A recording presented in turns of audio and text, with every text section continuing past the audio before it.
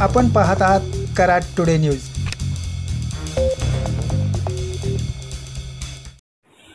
सांगली जिल्ह्यात इस्लामपूर ते सांगली चौपदरीकरणाचे काम आता अंतिम टप्प्यात आले असून इस्लामपूर ते आष्टा दरम्यान सध्या चौपदरीकरणाचे काही ठिकाणी काम सुरू आहे। साधारण 45 किलोमीटर अंतरावरील दोन्ही बाजूचे रस्ते काँक्रिटीकरणाने केले जात आहेत।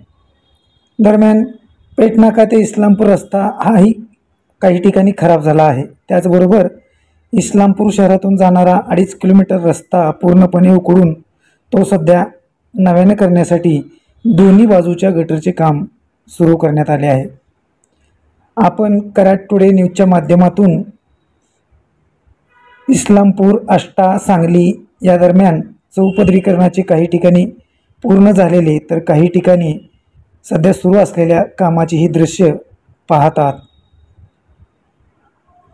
गेली अनेक वर्षापासून इस्लामपूर ते आष्टा व आष्टा ते सांगली हा रस्ता प्रचंड प्रमाणात खराब झाला होता व या रस्त्यावरून सोशल मीडियात तिखट प्रतिक्रिया पाहण्यास मिळत होत्या। अखेर गतवर्षापासून या दरम्यानच्या रस्त्याचे काम सुरू झाले। आता हे काम अंतिम टप्प्यात आले आहे।